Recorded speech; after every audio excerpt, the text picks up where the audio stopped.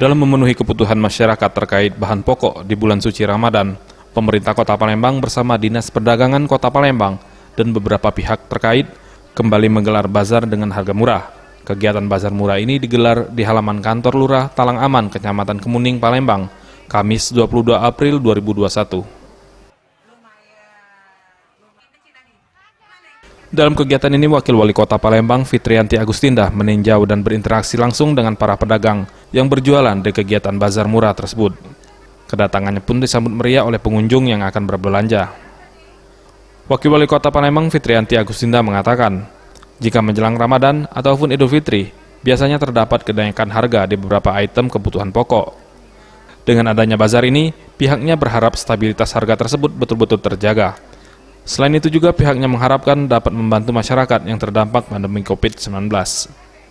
Ditambahkannya, agar masyarakat dapat memanfaatkan bazar murah ini, kegiatan ini dibuka sejak pukul 8 pagi hingga pukul 2 siang.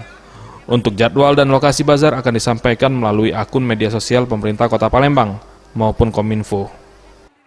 Kegiatan hari ini kita di bazar yang memang diadakan oleh Dinas Perdagangan. Kegiatan ini memang menjadi kegiatan rutinitas kita setiap tahun, setahun sekali menghadapi bulan puasa dan juga Idul Fitri ya.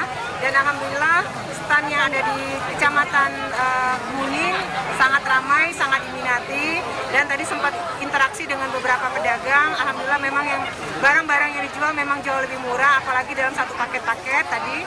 Dan alhamdulillah juga kegiatan ini mudah-mudahan bisa betul-betul membantu masyarakat, meringankan beban masyarakat di tengah bencana pandemi COVID-19, dan juga kita memasuki atau juga menjalankan ibadah puasa. Mudah-mudahan bisa membantu sesama lah, intinya seperti itu. Tim Liputan Sriwijaya TV.